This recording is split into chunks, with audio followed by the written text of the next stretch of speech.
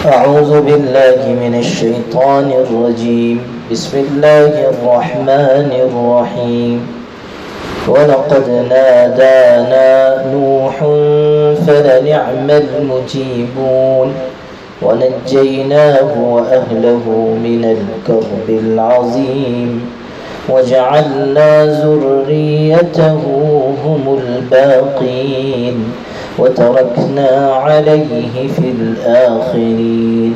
سلام على نوح في العالمين إنا كذلك نجزي المحسنين إنه من عبادنا المؤمنين ثم أغرقنا الآخرين وإن من شيعته لإبراهيم إذ جاء ربه بقلب سلیم.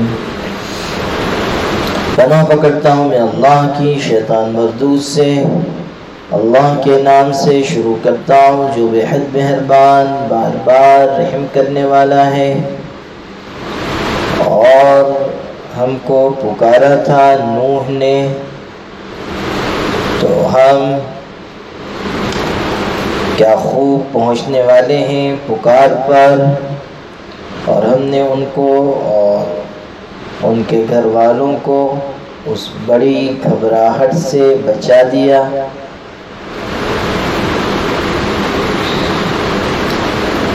حضرت نوح علیہ السلام کا ذکر خیر یہاں کیا جا رہا ہے. حضرت نوح علیہ السلام اونچے پیغمبروں میں سے ہیں، اولو العزم پیغمبروں میں ان کا شمار ہے.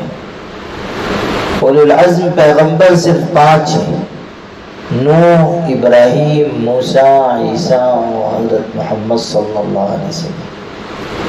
ان سب پر اللہ کی رحمت ہو، یہ بڑے اونچے لوگ تھے. اور نوح علیہ السلام نے بڑے شدائد، مشاکل، مصیبتیں برداشت کی، اور قوم نے ان کو بڑی تکلیف پہنچائی اور ان کے خلاف بڑی شرارتیں کی. ان کو اس قدر مارا جاتا تھا کہ بالکل ایسا لگتا تھا کہ اب بچیں گے نہیں، اور لوگ ان کو گھر اٹھا کر زخمی حالت میں لاتے تھے. لیکن پھر اللہ تعالیٰ ان کو شفا بخشتا اور اگلی صبح پھر وہ نکل جاتے ہیں اور دین کی دعوت دیتے ہیں. حضرت نوح علیہ السلام نے 950 سال تک تبلیغ کی، جیسا کہ ذکر ہے. فَلَبِثَ فِي قَوْمِهِ أَلْفَ سَنَةٍ إِلَّا 50 عَامًا. 1000 میں 50 برس کا تبلیغ کی مدت ہے، عمر نہیں، تبلیغ کی مدت ہے. لیکن قوم نے انکار کیا اور نافرمانی کے راستے پر چلتی رہی، یہاں تک کہ حضرت نوح علیہ السلام نے بد دعا کی اور اللہ نے ان کی بد دعا کو سنا. حضرت نوح علیہ السلام نے اپنی پریشان حالی اور قوم کی سرکشی کو ایک جملے میں جمع کیا تھا: رب انی مغلوب فانتصر. اللہ میں مغلوب ہوں، میری مدد کر، جیسا کہ سورہ قمر میں 27 پارے میں. فدعا ربه انی مغلوب فانتصر. اللہ کو پکارا اور اللہ نے ان کی پکار کو سن لیا. نعم المجیبون، ہم پکار کو بہترین سننے والے ہیں. چنانچہ اللہ تعالیٰ نے کافروں کو ہلاک کیا، مومنوں کو نجات دی. کنعان جو نوح علیہ السلام کا بیٹا تھا کافروں کے ساتھ ہو گیا تھا، اس لیے وہ بھی تباہ ہوا، باقی سب بچا لیے گئے.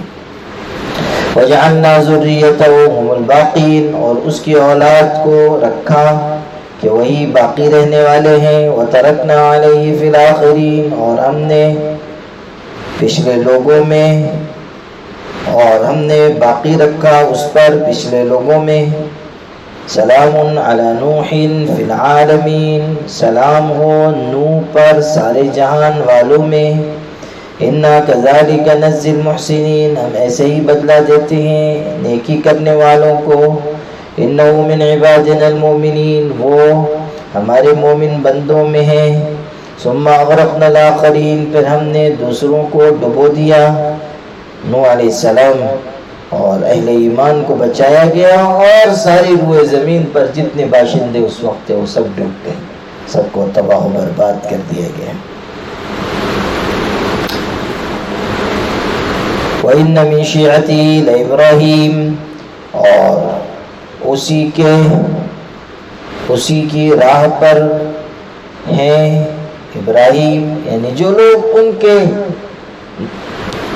طریقے پر تھے، ان کے راستے پر تھے، انہی میں سے حضرت ابراہیم بھی ہوئے. حضرت ابراہیم علیہ السلام نے بھی بڑے مشاکل برداشت کیے. انبیاء میں وہ عزم و عزیمت والے پیغمبر تھے، اور انہوں نے پوری قوم کا تن تنہا مقابلہ کیا، اور ان کو بھی ستایا گیا، یہاں تک کہ آگ میں ڈال دیا گیا، اور پھر آگ اللہ کے حکم سے ٹھنڈک بنی اور سلامتی بنی. یہ اشارہ جو کیا گیا وہ اس طرف بھی ہو سکتا ہے کہ حضرت ابراہیم بھی حضرت نوح کی طرح جفاکش اور قوم کے مظالم سہنے والے اور دین کے راستے میں تحمل اور برداشت کرنے والے تھے.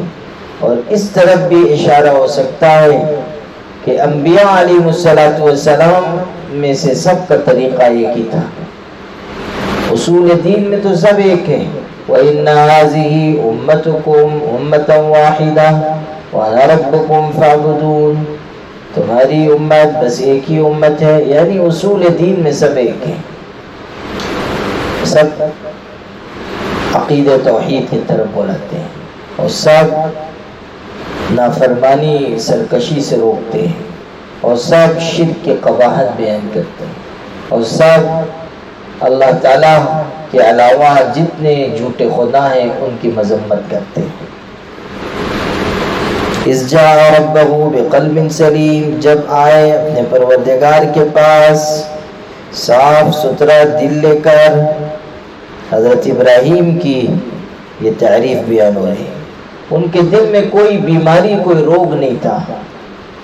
شرک سب سے بڑی بیماری ہے، شک شبہ بیماری ہے، منافقت بیماری ہے، پھر روحانی امراض ہے، تکبر ہے، حسد ہے، بغض ہے. انبیاء علیہ السلام کا دل ان سب نجاستوں سے پاک ہوتا ہے. اور حضرت ابراہیم تو ابو الانبیاء تھے، نبیوں کے بھی باپ، اور ان کی توحید زبردست تھی. ان کو امام توحید کہا گیا ہے، اس لیے کہ انہوں نے توحید کے زبردست دلائل پیش کی اور پوری قوم کو شرک اور بت پرستی کی قباحت بتائی. اذ قال لأبيه وقومه ماذا تعبدون، جب کہا اپنے والد اور اپنی قوم سے کہ تم کیا پوچھتے ہو، یعنی کس چیز کی تم عبادت کر رہے ہو. أَئِفْكًا آلِهَةً دُونَ اللَّهِ تُرِيدُونَ، کیا گھڑے ہوئے جھوٹے معبودوں کو اللہ کو چھوڑ کر چاہتے ہو، یعنی خدا کو چھوڑتے ہو جو طاقت والا، قوت والا، قدرت والا ہے، اور یہ گھڑے ہوئے جھوٹے اور بے حیثیت کم قیمت معبودوں کے پیچھے لگتے ہو. فما ظنکم برب العالمین، تو تمہارا تو پروردگار کے بارے میں کیا خیال ہے، یعنی ان کے پیچھے لگتے ہو اور پروردگار عالم کو نظر انداز کرتے ہو. فنظر نظرة فی النجوم، پھر انہوں نے ایک مرتبہ ستاروں میں نظر کی. فقال انی سقیم، تو کہا کہ میں بیمار ہونے والا ہوں. فتولوا عنہ مدبرین، پھر وہ لوگ پھر گئے ان کو پیٹ دکھا کر.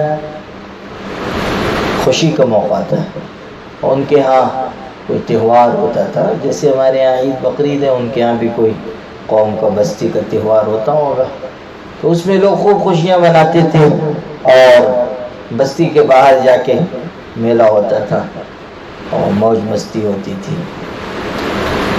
حضرت ابراہیم علیہ السلام نے ذہن میں ایک منصوبہ بنایا تھا کہ ان کو ان کے معبودوں کی اوقات بتائی جائے اور ان کے معبودوں کی اصل حیثیت واضح کی جائے. اور اس زمانے میں ستاروں کا علم بہت زوروں پر تھا، علم نجوم جس کو کہتے ہیں، اور اب بھی علم نجوم کہیں کہیں پایا جاتا ہے، لیکن ہر زمانے میں کسی خاص علم کا زور ہوتا ہے. جیسے عیسیٰ علیہ السلام کے زمانے میں طب کا زور ہوا تھا، حکمت کا، علاج معالجے خوب ہوتے تھے.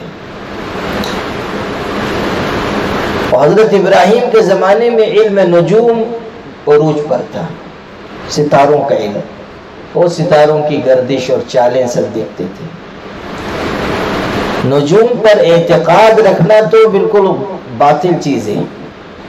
یہ سمجھنا کہ ستاروں کی گردش سے یہ ہوتا ہے اور وہ ہوتا ہے، ستاروں کی چال بدلنے سے بارش ہوتی ہے، چال بدلنے سے قحط پڑتا ہے، یا یہ ستارہ ادھر جائے گا تو یہ کر دکھائے گا، ادھر جائے گا تو وہ کر دکھائے گا. اللہ کے علاوہ کسی بھی چیز کو اس کی مخلوقات میں سے مؤثر حقیقی ماننا یہ شرک ہے. مؤثر حقیقی صرف اللہ کی ذات ہے، اور مخلوقات میں کوئی چیز سبب کے درجے میں اللہ کے حکم سے مؤثر ہو سکتی ہے، لیکن اس کا مؤثر ہونا وہ خدا کے حکم پر مبنی ہے، یعنی اصل اللہ کا حکم ہے، اور پھر اس کے اثر سے کسی چیز میں اثر آیا. جیسے ہم دوا کھا رہے ہیں وہ شفا ہو رہی ہے، تو یہ اللہ کے حکم سے تاثیر دوا میں پیدا ہو رہی ہے، یہ نہیں کہ دوا سے شفا ہو رہی. ایسے ہی کوئی بزرگ تعویذ دے رہے ہیں، اگر کوئی یہ کہنے لگے کہ تعویذ نے شفا دی، یہ شرک ہے، یہ غلط ہے. اسی لیے تعویذ کے جائز ہونے کی جو شرائط ہے ان میں سے ایک یہ بھی ہے کہ شفا کو من جانب اللہ سمجھے تب تعویذ استعمال کر سکتا ہے، نہیں تو نہیں. اور جاہلیت کے زمانے میں تمائم ہوتے تھے، تمیمہ، وہ گھونگے ہوتے تھے، پتھر ہوتے تھے، وہ ایک دھاگے میں پرو کر پہن لیے جاتے تھے. اب بھی جو جاہلی قومیں ہیں اور جنگلوں میں رہنے والے، وہ ہڈیاں پہنتے ہیں اور طرح طرح کے پتھر باندھتے ہیں، اور یہ اعتقاد رکھتے ہیں کہ اس سے مصیبتیں دور ہو جاتی ہیں، یا آسیب دور بھاگ جاتا ہے، یا بیماری چلی جاتی ہے.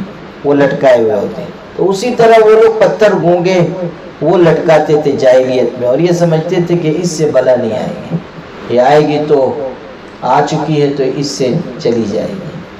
اسی کو تمائم کہا گیا. تمیمہ اسی کا واحد ہے، تمیمہ اور تمائم. اور اسی کے بارے میں حضرت نے فرمایا تھا من علق تمیمۃ فقد اشرک، جس نے تمیمہ لٹکایا اس نے شرک کیا. اب ہمارے بعض بھائی اس کا ترجمہ تعویذ کرتے ہیں اور دھوکہ دیتے ہیں کہ دیکھو حدیث میں آیا ہے تمیمہ تعویذ لٹکانے والا مشرک ہے. اللہ کے بندو، یہ تو سمجھو تمیمہ کہتے کس کو ہے، اتنا تو سمجھو کہ تمیمہ کس کو کہتے ہیں، تب تو اس کو حکم لگاؤ گے. تمیمہ میں اور تعویذ میں فرق ہے. اور اگر تعویذ بھی ہے قرآنی آیات پر مشتمل یا احادیث کے الفاظ پر مشتمل یا دعا پر مشتمل، تب بھی اس کو اس عقیدے سے گلے میں ڈالنا کہ اس سے شفا ہوگی غلط ہے. شفا کو اللہ کی طرف منسوب کیا جائے کہ اللہ شفا دینے والا ہے. تو مؤثر حقیقی بس اللہ کی ذات ہے، ستاروں سے کچھ نہیں ہوتا ہے. البتہ اللہ تعالیٰ چیزوں میں کچھ خواص رکھتا ہے اور اثرات رکھتا ہے، اور ان چیزوں کو جاننے والے جب جانتے ہیں تو وہ علامات سے سمجھتے ہیں کہ ایسا ہوگا تو یہ اس طرف اشارہ ہے. چنانچہ یہ علم نجوم کا ایک پورا سلسلہ ہے. حدیبیہ میں حضرت صلی اللہ علیہ وسلم تھے اور رات کو بارش ہوئی. آپ نے صبح فرمایا کہ رات کی بارش نے بعض کو مسلمان بنا دیا اور بعض کو کافر. جس نے یہ کہا کہ اللہ نے بارش برسائی وہ مسلمان ہوا، اور جس نے یہ کہا کہ بارش ستاروں کی چال کی وجہ سے ہوئی تو وہ کافر ہو گیا۔ یہ ماننا ہے کہ کرنے والی ذات اللہ کی ہے۔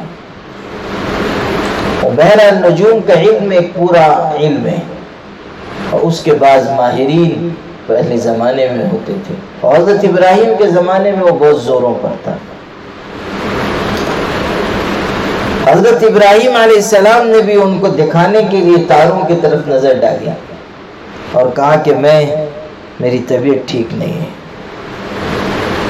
اب یہ جو کہا کہ میری طبیعت ٹھیک نہیں ہے کوئی جھوٹ نہیں ہے، اس لیے کہ کون آدمی ہے جس کی طبیعت ہر وقت ٹھیک رہتی ہے؟ کچھ نہ کچھ تو کبھی بیشی ہو جاتی ہے۔ اور یہ بھی ہو سکتا ہے کہ یہ نہیں کہا کہ میری طبیعت ٹھیک نہیں ہے، بلکہ یہ کہا کہ میری طبیعت ناساز ہونے والی ہے، انی سقیم میں بیمار ہونے والا ہوں۔ تو جب انہوں نے وہ لوگ آئے تھے کہ یہ ساتھ میں جائیں گے میلے میں، تو انہوں نے جب ایسا کہا تو وہ لوگ چھوڑ کر چلے گئے۔ فراغ الی آلیتہم فقال الا تأکلون،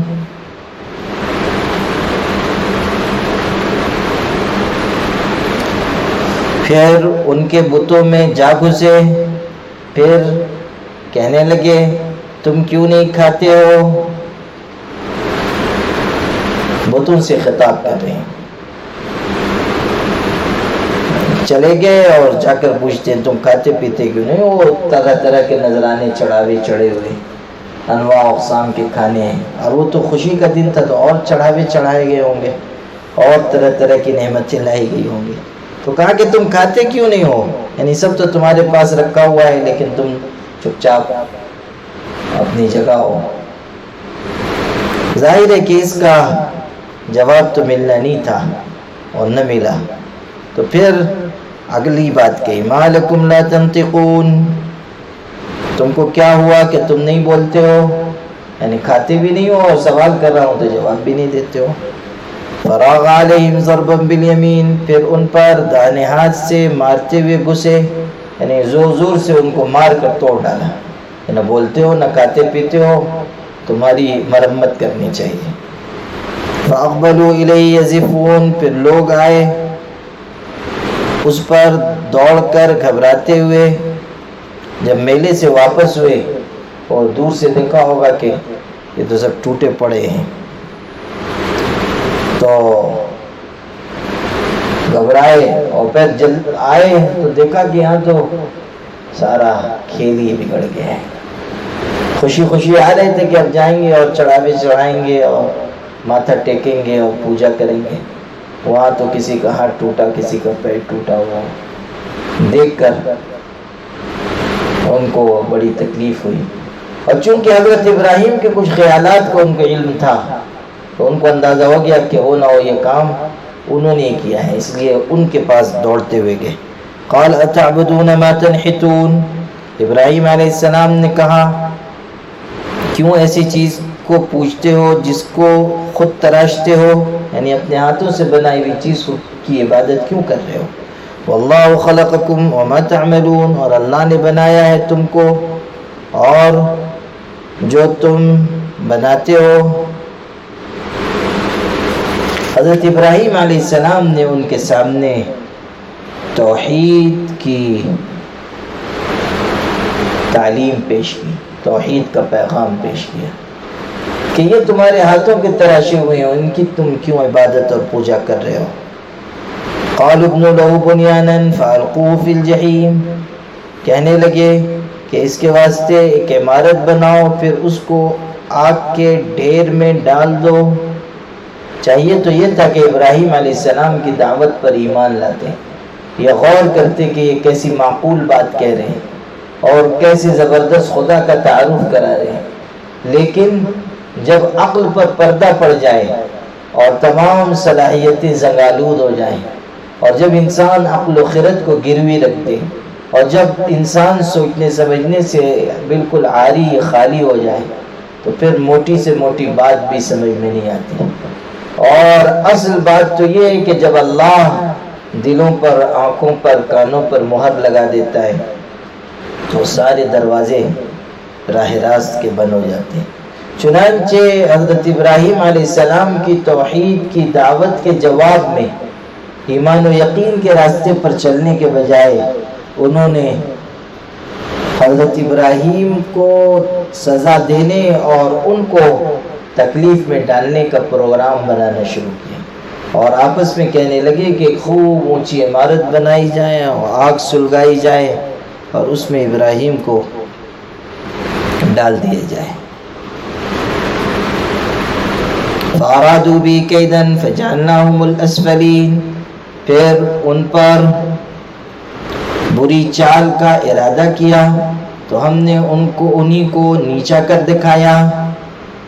یعنی ابراہیم علیہ السلام تو بالکل محفوظ رہے، سر کے بال سے لے کے پیر کے ناخن تک صحیح سالم رہے، اور ان کا بال بھی یہ بیکا نہیں کر سکے اور ذرہ برابر ان کو تکلیف نہیں پہنچا سکے، اس لیے کہ جب آگ میں حضرت ابراہیم داخل ہوئے تو اللہ تعالیٰ نے آگ کو ان کے لیے سلامتی اور ٹھنڈک بنا دیا۔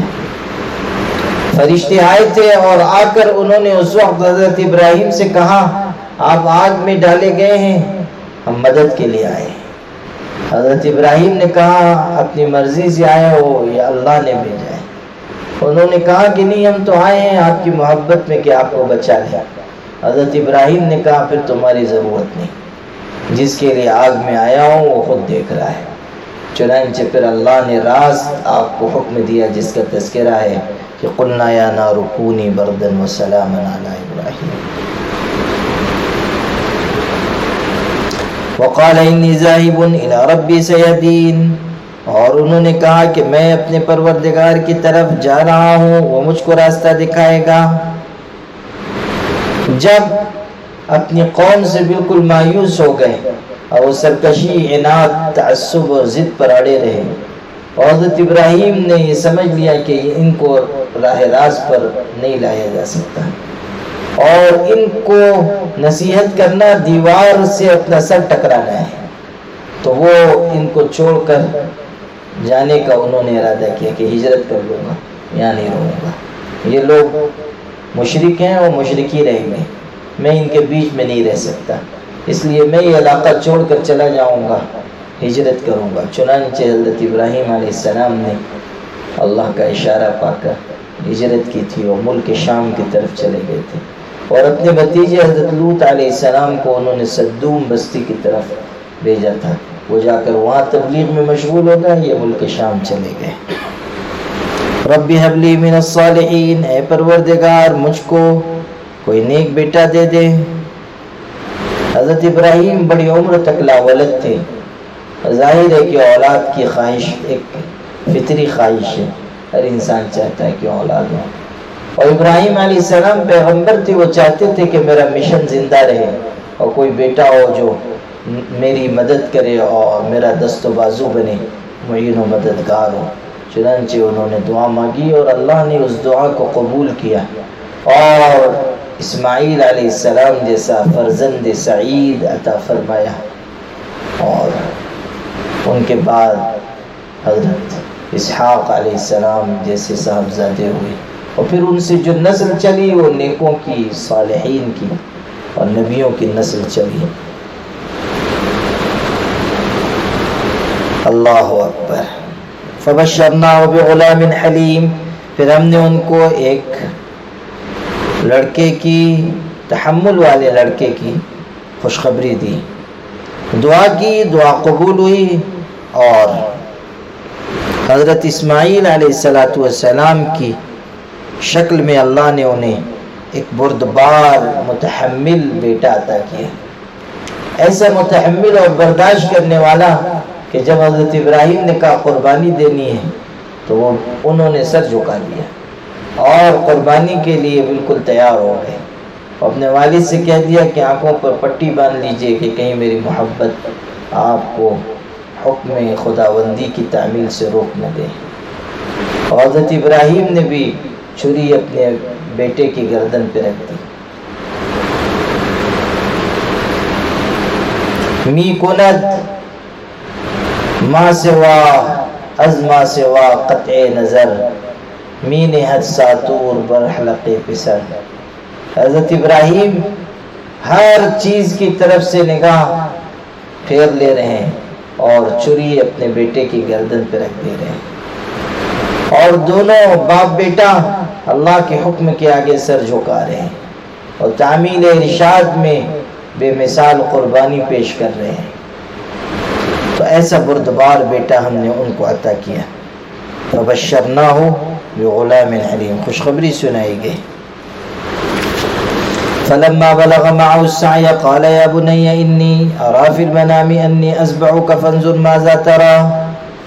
پھر جب اس کے ساتھ دوڑنے کی عمر کو پہنچے تو کہا اے بیٹے میں دیکھتا ہوں خواب میں کہ تم کو میں ذبح کر رہا ہوں، تو پھر تم دیکھو کہ کیا تمہاری رائے ہے، یعنی تم کیا خیال کرتے ہو، کیا دیکھتے ہو۔ خواب میں دکھایا گیا تھا، انبیاء علیہ السلام کے خواب وحی ہوتے ہیں، اور جب حضرت اسماعیل علیہ السلام تھوڑے بڑے ہوئے، 8-10 سال کی عمر ہو گئی، تو یہ خواب دکھایا گیا اور 3 دن تک مسلسل حضرت ابراہیم خواب دیکھتے رہے۔ پھر تیسرے دن بیٹے سے کہا کہ ایسا ایسا خواب دیکھتا ہوں۔ حضرت اسماعیل علیہ السلام تو فرزند سعید تھے اور اللہ کی نعمتوں اور برکتوں سے مالا مال تھے۔ انہوں نے کہا کہ ابو جان حاضر ہوں، آپ جو چاہیں میرے ساتھ کیجئے اور اللہ تعالیٰ کے حکم کی تعمیل میں دیر نہ لگائیے۔ یا ابت افعل، قال یا ابت افعل، انہوں نے کہا اے میرے ابو جان کر گزریے جس کا آپ کو حکم دیا گیا، افعل ما تؤمر، جو آپ سے کہا گیا کر گزریے، ستجدنی انشاءاللہ من الصابرین، آپ مجھ کو اگر اللہ نے چاہا صبر کرنے والوں میں پائیں گے، صبر کرنے والوں میں آپ مجھ کو دیکھیں گے۔ فلما اسلما وتلہ للجبین، پھر جب دونوں نے حکم مانا اور حضرت ابراہیم نے اسماعیل کو ماتھے کے بل پچھاڑ دیا۔ حضرت اسماعیل نے کہا تھا کہ آپ مجھ کو پیشانی کے بل لیٹائیے، یعنی الٹا لیٹائیے، اس لیے کہ ایسا نہ ہو کہ آپ کی نظر میرے چہرے پہ پڑے اور محبت جوش میں آ جائے اور آپ چھری چلانے سے رک جائیں، یا آپ کے ہاتھ کمزور پڑ جائیں چھری چلانے میں۔ ظاہر ہے کہ محبت تو ایک فطری چیز ہے، تو یہ کہا کہ آپ مجھ کو پیشانی کے بل لٹائیں، اسی کا تذکرہ ہے۔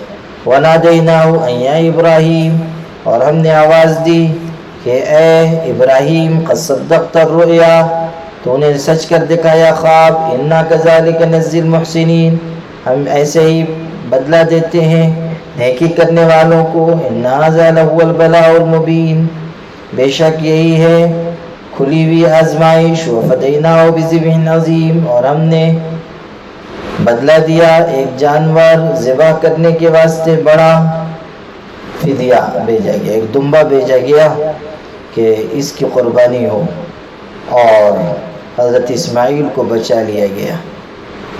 یہ جنت سے بھیجا گیا تھا اور اس کے سینگ خانہ کعبہ میں محفوظ تھے اور زمانے تک وہ محفوظ رہے تبرک کے طور پر۔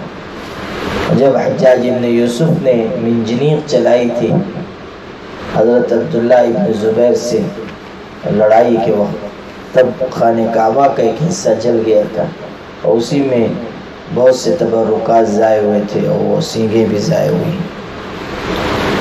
فَتَرَكْنَا عَلَيْهِ فِي الْآخِرِينَ، اور ہم نے اس پر باقی رکھا پچھلے لوگوں میں کہ سلام علی ابراہیم، سلام ہے، سلامتی ہو ابراہیم پر۔ کذالک نجزی المحسنین، ایسے ہی ہم بدلہ دیتے ہیں نیکی کرنے والوں کو۔ انہ من عبادنا المؤمنین، وہ ہیں ہمارے ایمان والے بندوں میں۔ وبشرناہ باسحاق نبیا من الصالحین، اور ہم نے ان کو اسحاق کی خوشخبری دی جو نبی ہوں گے نیک بختوں میں۔ اس سے یہ پتہ چل رہا ہے کہ پہلی جو بشارت دی گئی تھی وہ حضرت اسماعیل علیہ السلام کے بارے میں تھی، پھر دوبارہ اسحاق علیہ السلام کی بشارت دی گئی، اور اسحاق علیہ السلام سے نسل چلی جس میں حضرت یعقوب اور پھر حضرت یوسف اور بہت سے پیغمبر پیدا ہوئے۔ یہی حضرت اسحاق علیہ السلام حضرت یعقوب کے والد ہیں، جو انبیاء بنی اسرائیل کے باپ ہیں۔ حضرت یعقوب علیہ السلام ہی کی آل و اولاد کو بنی اسرائیل کہا گیا۔ عبرانی زمان میں ان کا نام اسرائیل تھا۔ اسرا کہتے ہیں عبد کو اور ایل الہ کو، یعنی عبداللہ کا مفہوم ہے اسرائیل کا، اور بنی اسرائیل ان کی آل و اولاد کو کہا گیا۔ وبارکنا علیہ وعلی اسحاق، اور ہم نے ان کو اور اسحاق کو برکت دی، ومن ذریتہما محسن وظالم لنفسہ مبین، اور دونوں کی اولاد میں نیکی کرنے والے ہیں اور بدکار بھی اپنے حق میں کھلے ہوئے، یعنی حضرت ابراہیم کی اولاد میں خوب برکت ہوئی، اور ان کی ذریت میں اور ان کی نسل میں ایسے لوگ بھی ہوئے جو بہت متقی اور پرہیزگار تھے، اور ایسے لوگ بھی جو نافرمانی کے راستے پر چل پڑے۔ نیک انسانوں کی آل و اولاد میں بھی ایسے لوگ پیدا ہو جاتے ہیں جو نافرمان اور سرکش ہوں، اور انہی کا تذکرہ یہاں کیا گیا یہ ان الفاظ میں کہ وہ ظالم لنفسہ مبین، ایسے بدکار ہیں جو اپنے حق میں ظالم ہیں، ایسے سرکش ہیں جو کھلے ہوئے ظلم اور زیادتی میں پڑے ہوئے ہیں۔ یہاں تک تذکرہ حضرت ابراہیم علیہ السلام اور ان کے آل و اولاد کا کیا گیا، اور آزمائش بھی بیان ہوئی، اور حضرت ابراہیم کا اور حضرت اسماعیل کا آزمائش میں کھرا اترنا بھی بیان کیا گیا۔ پتہ چلا کہ جو اونچے ہوتے ہیں، بلند مقام ہوتے ہیں، بلند رتبہ ہوتے ہیں، ان کی آزمائشیں ہوتی ہیں، اور انبیاء علیہ السلام کی آزمائش اور سخت ہے۔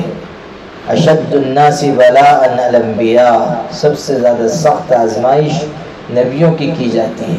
ثم الامثل فالامثل، جو پھر ان سے جتنا قریب ہے پھر جو ان سے قریب ہے۔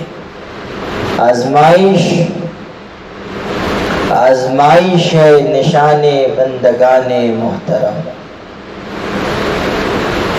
اللہ کے جو نیک بندے ہوتے ہیں آزمائش ان پر آتی ہے، حالات آتے ہیں، اور اللہ تعالیٰ صبر کے راستے سے بھی بلند رتبے، بلند مقامات عطا فرماتا ہے۔ حدیث میں الصبر نصف الایمان، صبر ایمان کا، اور صبر کی وجہ سے منازل اور مراحل طے کرائے جاتے ہیں۔ وہ انبیاء علیہ السلام پر حالات آئے، اور جو انبیاء میں سے اونچے مقام پر تھے ان پر اور حالات آئے۔ حضرت ابراہیم اولو العزم پیغمبروں میں سے، اس لیے ان کی آزمائش بڑی سخت ہوئی اور وہ کھرے اترے، اور پھر ان کو نوازا گیا۔ حضرت ابراہیم کی آزمائش کا تذکرہ سورہ بقرہ میں بھی ہے۔ وَإِذِ ابْتَلَىٰ إِبْرَاهِيمَ رَبُّهُ بِكَلِمَاتٍ فَأَتَمَّهُنَّ، اور جب ابراہیم کو ان کے پروردگار نے آزمایا چند چیزوں میں، چند کلمات میں، پھر انہوں نے اس کو پورا کر دکھایا، یعنی آزمائش میں کھرے اترے، اللہ تعالیٰ نے پھر ان کو نوازا اور امامت کا مقام عطا کیا۔ قال انی جاعلک للناس اماما، امامت کا مقام تمہیں ملے گا۔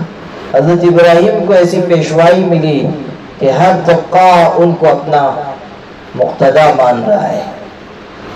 یہودی کہہ رہے وہ یہودی تھے ہمارے بڑے تھے، عیسائی کہہ رہے وہ عیسائی تھے ہمارے بڑے تھے، مسلمان کہتے ہیں وہ ہمارے مقتدا پیشوا تھے، اور قرآن فیصلہ کر رہا ہے کہ وہ حنیف مسلمہ تھے، یعنی مسلمانوں ہی کے سروں کے تاج تھے۔ ما كان ابراہیم یہودیا ولا نصرانیا ولكن كان حنیفا مسلما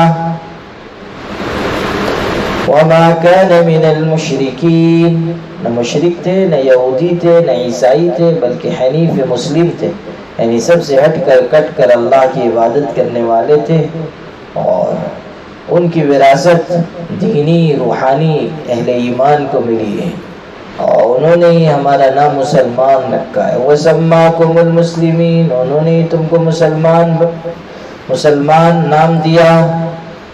حضرت ابراہیم کے بارے میں انہوں نے تم کو مسلمان نام دیا، اور ہمارے لیے قابل فخر ہے کہ ہم ان کے راستے اور طریقے پر ہیں۔ اور حضرت ابراہیم علیہ السلام کی آل و اولاد میں اللہ نے ایسی برکت دی کہ بڑے بڑے لوگ، بڑے بڑے انبیاء ان کی اولاد میں پیدا ہوئے، یہاں تک کہ ہمارے آقا حضرت محمد مصطفیٰ صلی اللہ علیہ وسلم بھی انہی کی اولاد میں۔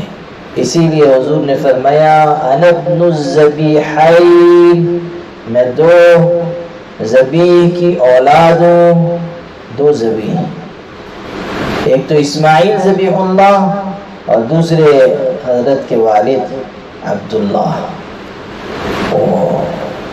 حضرت عبداللہ بھی ذبیح اس طور پر ہوئے کہ عبد المطلب نے نظر مانی تھی کہ یہ کام ہو جائے گا تو میں اپنے بیٹوں میں سے ایک کو قربان کر دوں گا۔ وہ کام ہو گیا، قرعہ ڈالا گیا تو حضرت عبداللہ کے نام پر نکلا۔ حضرت عبداللہ عبد المطلب کو بہت محبوب تھے، وہ پریشان ہو گئے کہ ان کو ذبح کرنا ہوگا، قربان کرنا ہوگا۔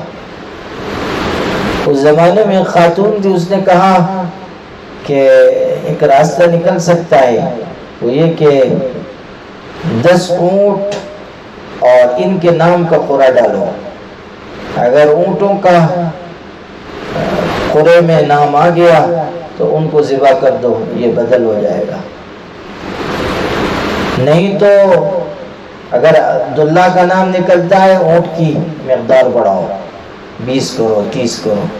چنانچہ حضرت عبد المطلب نے اسی طرح کیا، 10 اونٹ اور حضرت عبداللہ کا نام قرعہ ڈالا گیا، حضرت عبداللہ کا نام نکلا، پھر 20 پھر 30، ہر دفعہ انہی کا نام نکلتا تھا، یہاں تک کہ جب 100 اونٹ ہوئے تب اونٹ کا قرعہ نکلا تو 100 اونٹ ذبح کیے گئے۔ کہتے ہیں کہ اسی وقت سے ایک جان کی کا فدیہ اور دیت 100 اونٹ قرار پائی، کہ اگر کسی کو قتل کر دیا گیا تو دیت ہوگی 100 اونٹ۔ تو حضور نے فرمایا انا ابن الذبیحین، میں 2 ذبیحوں کا بیٹا ہوں، اسماعیل بھی اور میرے والد خود عبداللہ ذبیح ہے۔